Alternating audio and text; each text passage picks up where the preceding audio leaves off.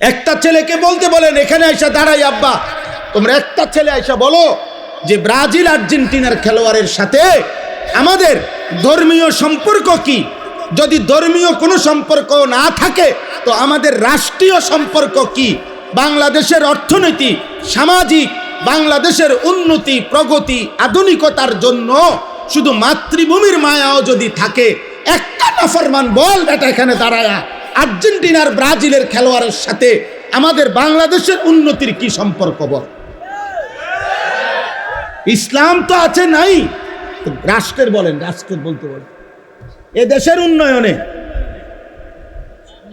কথা বলেন না, আমাদের সাথে ওদের কি কি লেনদেন বলেন আঙ্কেল,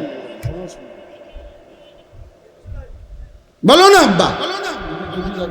হ্যাঁ, একটা কথার বুঝায় কও যে একটা যুক্তি তো থাকবে। হুজুর, এই ফুটবল বিশ্বকাপে যদি আমরা ব্রাজিল এবং আর্জেন্টিনার পক্ষে ব্যাপক লাফাইতে পারি, বিনিময়ে ওই দেশের লোকেরা যদি আমাদের প্রতি সন্তুষ্ট হয়, তাহলে আমাদের দেশের রেমিটেন্স বেড়ে যাবে, আমাদের দেশের তেল বেড়ে যাবে, আমাদের দেশের উন্নতি বেড়ে যাবে। একটা কিছু তো হবে, সেটা কি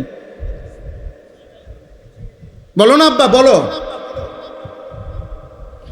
কাতার বিশ্বকাপে প্রধান আলোচ্য বিষয় ছিল, আমরা স্পষ্ট পত্রিকায় দেখছি, এখনো পিছনে সার্চ দিলে পাওয়া যাবে, কাতার বিশ্বকাপে প্রধান আলোচ্য বিষয় ছিল মদের বোতল। কাতার সরকার আইন করছিল স্টেডিয়ামের ভিতরে মদের বোতল সরাসরি খাওয়া যাবে না। এটা নিয়ে সারা বিশ্ব, ইউরোপ তখন বিতর্ক করছিল যে না, এটা স্বাধীনতায় হস্তক্ষেপ, যেখানে অবাধে মদের বোতল।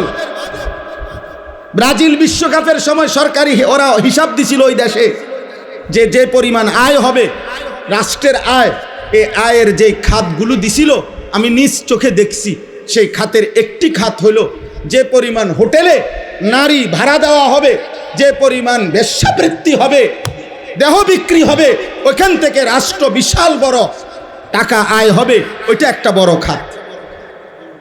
আমি এই চোখে, আমি দেশে থাকি, আমরা চাঁদের দেশে থাকি না। আমি জেনারেল লাইনে পড়ালেখা করা ছেলে, আমি কুমিল্লা ভিক্টোরিয়া কলেজ থেকে মাস্টার্স পাস করছি, সরকারি কওমি 2 লাইনে মাদ্রাসার থেকে পড়ালেখা শেষ করছি, আলহামদুলিল্লাহ। এজন্য বলছি দোস্ত, পৃথিবীর খোঁজ খবর আমরাও রাখি, ইউরোপের প্রতিটা পদক্ষেপ আমরাও খবর রাখি। বলো না আব্বা, তোমরা ইনসাফের সাথে বলো, একটা ছেলে, এই একটি ফুটবল বিশ্বকাপকে কেন্দ্র করে কি পরিমাণ জুয়ার খেলা হবে? এক এক খেলোয়াড়ের নামে, দলের নামে কত কোটি কোটি ডলার জুয়া হবে বলেন।